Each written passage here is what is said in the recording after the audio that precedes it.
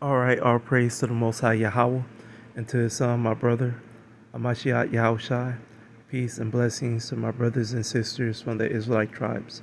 All right, in this video, we're going to get into the comment section and into some YDNA information along with mtdna information.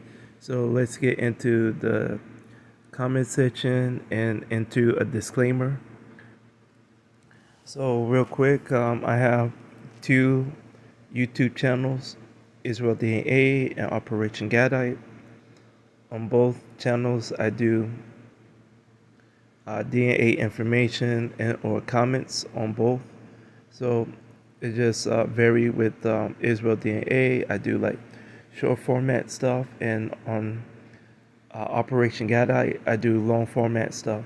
Other than that, I do most of my viewing and activities on Israel DNA versus Operation Gadite. So um, every once in a while, not too often, I check the account with things that I need to do with the account and things that I need to look at with the account. But other than that, um, it's just one of those things that if I get time, um, I'll, you know, look into different things with Operation Gadite. Um, I say it that way because often a lot of the comments that I get uh, take me to look into things, and I'm already doing other things that I need to do to prepare for other videos. And sometimes I ask myself if I need to package this comment along with this video because it's very similar to the information that I need to explain. Other than that, I don't spend too much time on Operation Gadite if I'm not making a video. So that's all I need to say about that part of the disclaiming or disclosing information about YouTube. So the other issue is on either channels, I don't manage the comment section. Everything is done by the community guidelines, and if your comment is deleted or if you're blocked, that is not me, that's YouTube. I do not, ask for likes or subscribers. I do not do any of that fancy stuff. I ask for donations. I don't have a Cash App. I don't use PayPal. I don't do none of that stuff. So I just, stick to asking people for views and comments because this is how we're going to learn about this information and build upon it. So that's all I have to say about that. And the other part is, okay, the video itself. So before we go into the comment section, we're going to get into this YDNA layout of Africa. So we have Shemitic, Hamitic, and Japhetic people on this chart. We have modern and ancient DNA on this chart. And all this is just dealing with all of Africa. So AB is dealing with Hamitic stock of people. Within this grouping, you have mutations among those groups of people, especially with the A group. And then E1A is dealing with Shemitic Ishmaelites. E1B1A is dealing with Shemitic Israelites. E1B1B is dealing with Shemitic Edomites. The E2 is dealing with Shemitic Midianites. J, R1B, T, O, I, and R1A is dealing with Japhetic groups of people. The R group would be the Japhetic groupings of people that would have a mutation problem among Japhetic people.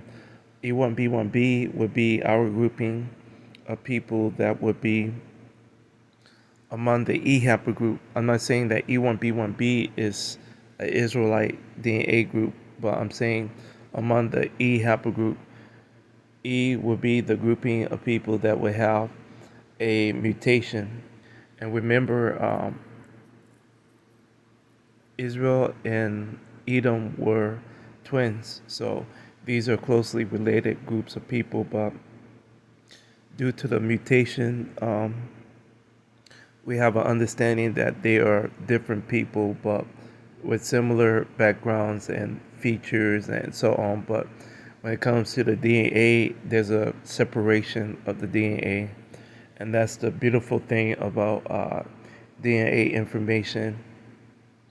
Your those proteins only cycle for so many times per different groups of people. So uh, you get that information, and then you get the regional information on those groups, and then that's how you find out that these are closely related people, but they are different people in their own rights because of DNA. So, so that's the basis of this information. Now, when it comes to mtDNA with Africa, they tend to do the opposite. Um, they group the Hamitic groups and the Shemitic groups of people together, and then with the Japhetic group and other Shemitic groups of people, they tend to leave out um, certain groups from being grouped in with the L group. So you do have a representation of a M that's in Africa and also a N that is in Africa. But this is dealing with movement and other things that we should be aware of as we get into DNA information. There's cover ups with DNA information, trying to put two different groups of white people into history. And the problem is, you have those two groups and then all the other groups being dark complexion people. So we have to be mindful of that. That's why, um, I like this chart because it goes into, you know, people go, okay, all white people are Edomites, but E1B1B is dealing with um, Edom paternal group, and you have all of these paternal percentages that are high are dealing with East Africa. And then when we get into the content of white people being in Africa, so we scroll down and we looking for this white grouping of people. Where are they? South African whites, and we get to the point to where they do have E1B1B among them, but then they have Japhetic stock.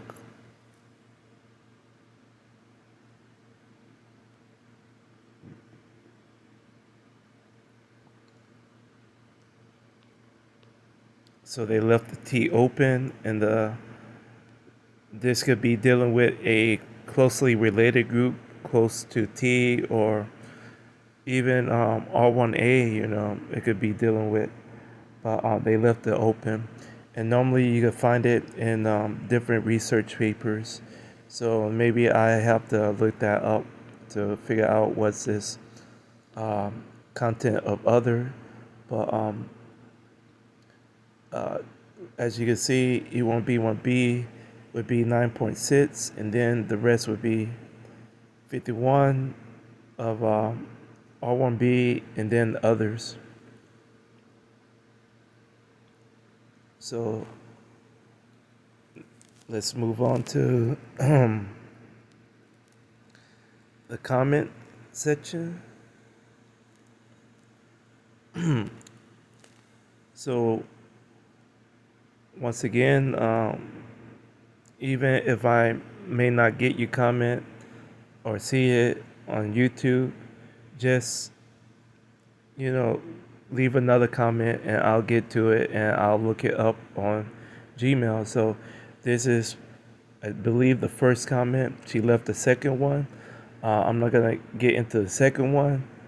Um, Other than that, this one is saying L2 are not the only Hebrew women, and L3 is not all Edomites. Um, the Edomite L does come from L3. I agree with that. And mutate to haplogroup M, I don't agree with that. There are more heathens with L2 than all the L haplogroups. I'm a full-blooded Hebrew L1, and there are ox with L0, so Hebrew women are from L0 to L3. Let's get that straight. I got it, I understand, and I know the angle that you're coming from. So, real quick, um, I probably could end the video right here with this comment, but I'm gonna see how far I could go with, articulating and trying to tell people what's her point versus my point and what's the right point. So let's get into uh, this dialogue. So she's going off of the understanding of our foremothers. So Laban daughters and the servants, without going into other doctrines and things. So she's using them as the representation, and that's a good point. And you have four women, you have four macro groups that you are saying is the representation of that group of women, and then you have other information with pie charts and stuff that relay similar points that she's making.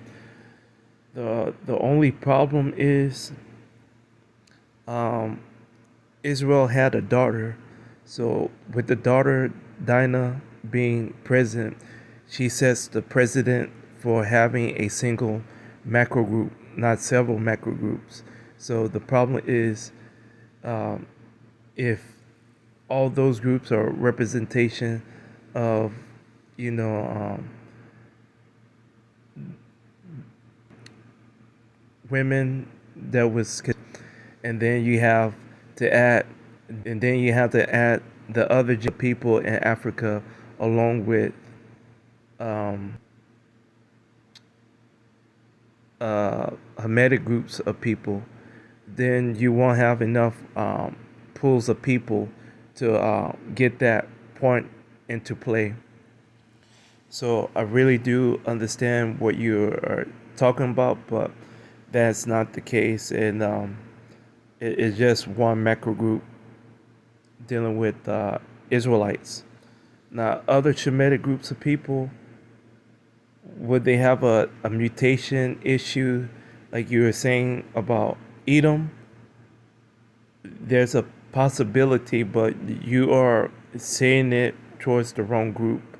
And that's why I have to tell you that there's other groups from L0 to L6 that are dealing with Africa as well as M and N. So we just have to be mindful of that content and other, things that relate to scriptures and the table of nations and everything else. So real quick, speaking of the table of nations, let's get into that information real quick.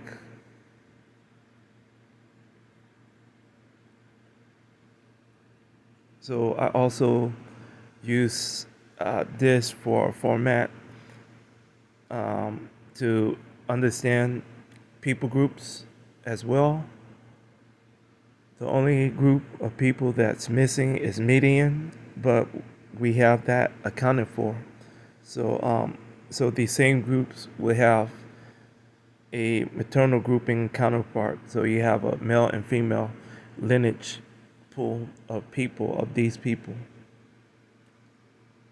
So when I make my statement about Abraham, often I say Abraham, uh,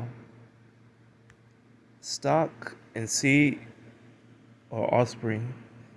And so a lot of this grouping is dealing with Abrahamic stock and offspring, the E group. So we gotta be mindful in understanding, what is Shemitic groupings of people and what are other people among the Shemitic groups of people. So in Africa just is accounting for the Abrahamic stock of DNA.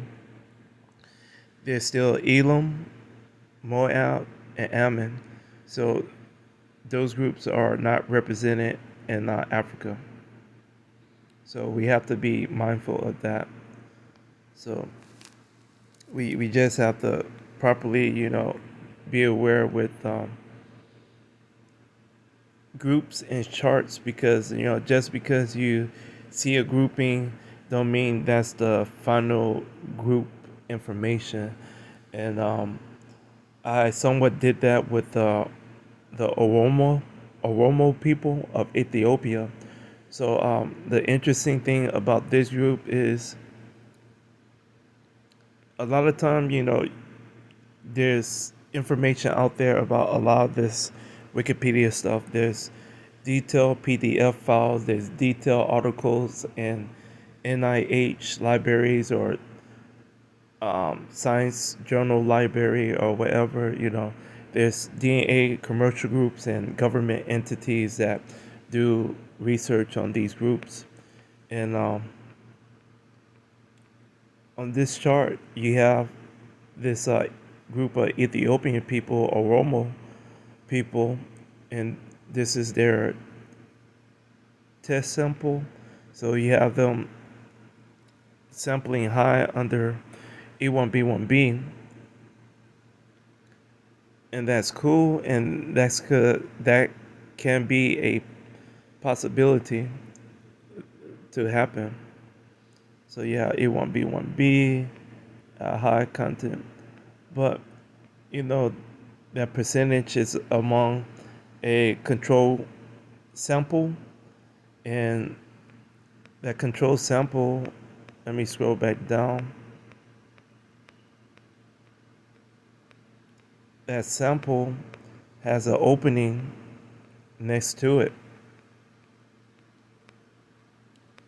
So it's it's not zero, it's just blank. And this is information from um, early 2000s. So later on,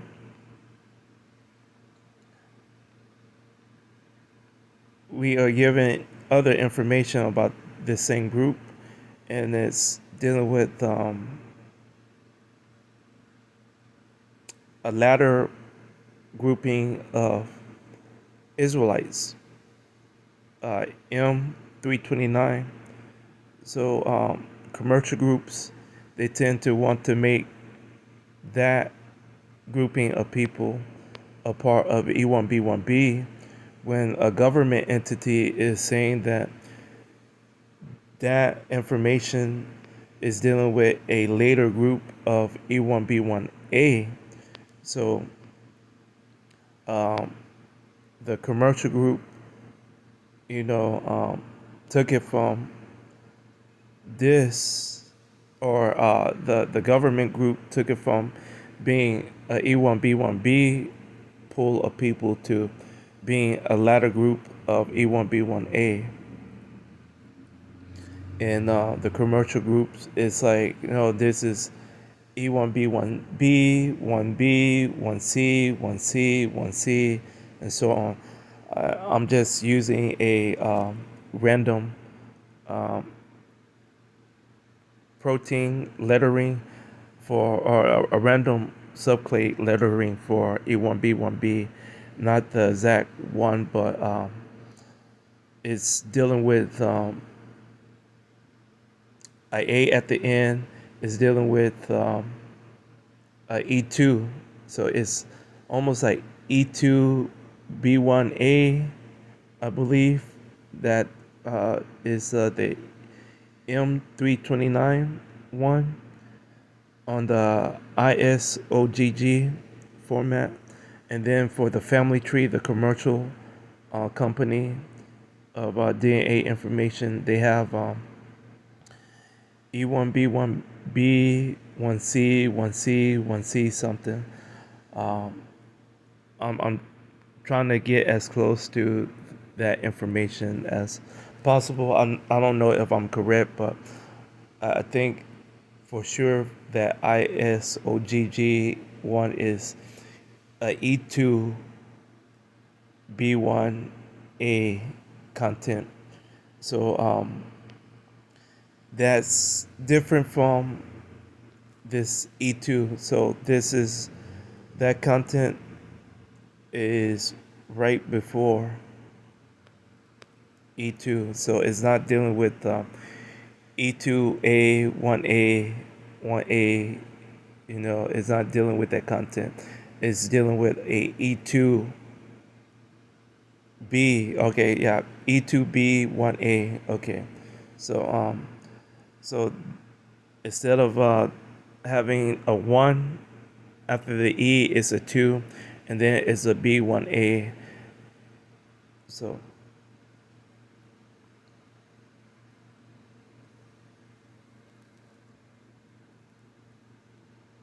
I'm gonna back out. Or was I supposed to go into more information on this? Um, so we are talking about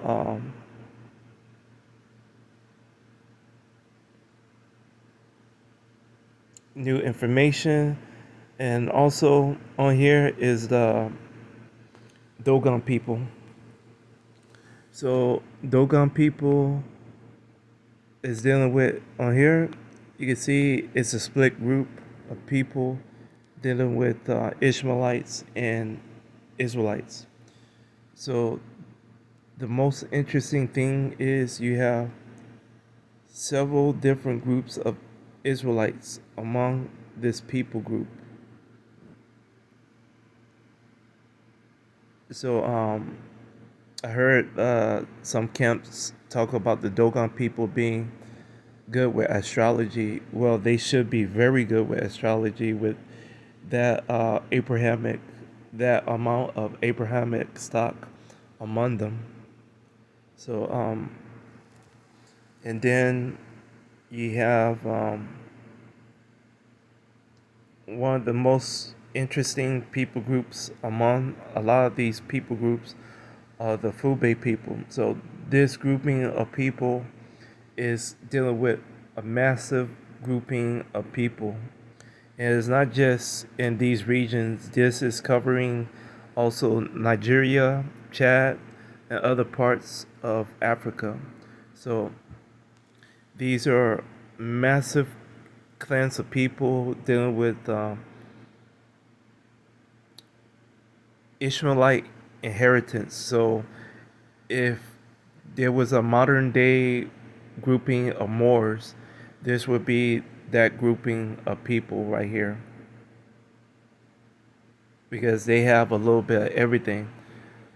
So the Fulbe grouping of people, they have other ways that you pronounce this same group, and it's Fula, Fulani, Pearl, and other ways to pronounce and spell those same groups. And they have other groupings of people among them. So there's a group of Fulani people that are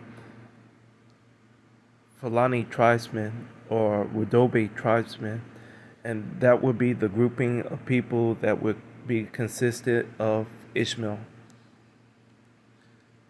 So E1A is dealing with these herdsmen or these interesting tribes of people in mostly, Niger, Chad, and Nigeria um, regions of operation. You do have them in other places as Fuba or Fuba People, but very similar in um, name recognition, but the ethnic groupings varies because like we already know before, all our people are scattered among heathen nations, and a lot of this has the same thing to do with the heathens. They are scattered among our people as well. So we just have to be mindful of that. So I definitely understand the argument that the sister is making, but uh, the, the the president of Dinah being our sister, she would be the first Israelite woman. So after that president is set, you will only have one macro group from those lineages. So that's just a a boundary that the Most High set, for our women. So um, when these other doctrines that people will get into about any of the different Israelite women comes up, it's somewhat okay. You got to know a lot of other things that goes into play with those scriptures and with science.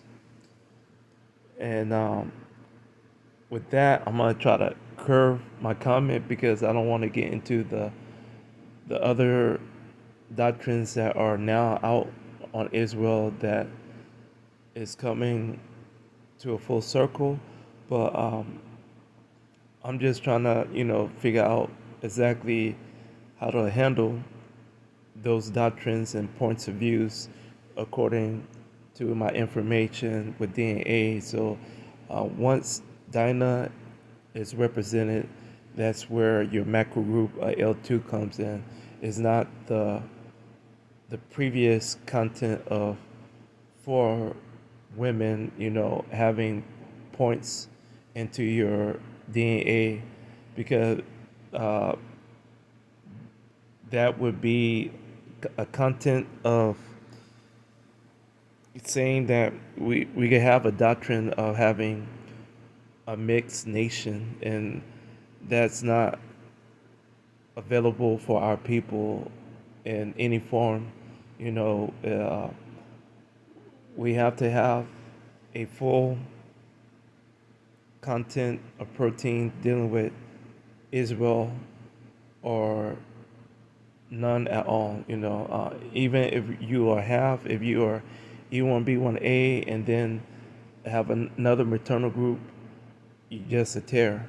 If you are a L2 and you have a E2A um, DNA content, you just a tear, Or if you have a J, same thing, you just a tear, and that's something that the Most High would deal with. Um, but other than that, for us to know this information about ourselves, we just have to keep our lines of people as complete with Israel DNA as possible, and that's about it. So, real quick, I'm gonna back out. Go here, we go back, and once again, we see her point of view, and this is understandable. But once again, our people are scattered into many nations, and our people are being cleaved to. So, with all those empires and kingdoms in the West African area, a lot of those people were involved with slave trade among those kingdoms and empires. And a lot of those people did make marriages among other ethnic groups. So, this is just that receipt. When we see information like this is just confirmation of what was going on in that setup with the Moorish complexion of groupings of people in Timbuktu and other places, the Homi, Songhai Empire, and so on. So we just have to look at all this information as receipts for the sin that we was involved in with or into, and also with the curses, signature points of curses and prophecies that we're dealing with. So that, and once again, we're gonna look at what she said again here, and all this is just telling you, you have groupings of people. So you have technically, so it depends on how people view Africa. Um, some people look at everything, uh, but Egypt is Africa. Some people go, okay, Africa is everything but Iran. So technically, I just go with a benefit of the doubt. This L, this M, the N, all these are dealing with African groupings of people. The only problem is all these are not Hamitic groups, all these are not Shemitic groups, all these are not Japhetic groups. These are different representations of groups of people.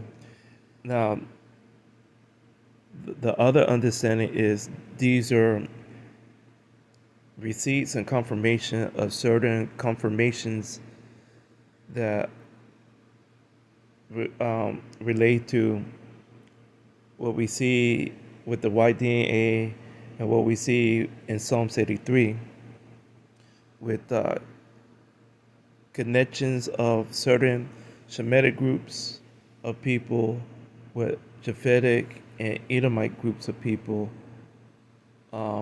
dealing with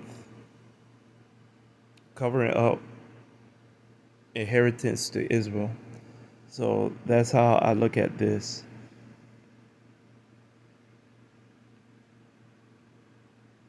So without going into later videos and doctrines, this is uh, how I view everything. I know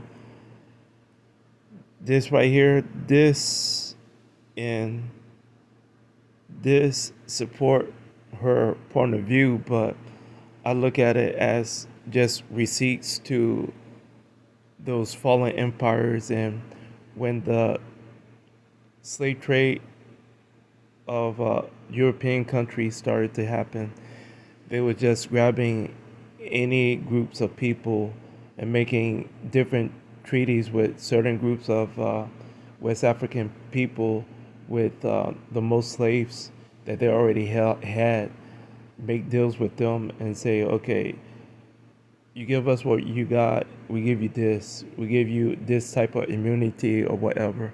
So I just look at it as that type of receipt, not as um, the reoccurring gene pool of the different groups of women dealing with um, our foremothers. So, So we back out and we'll go into this video or this picture.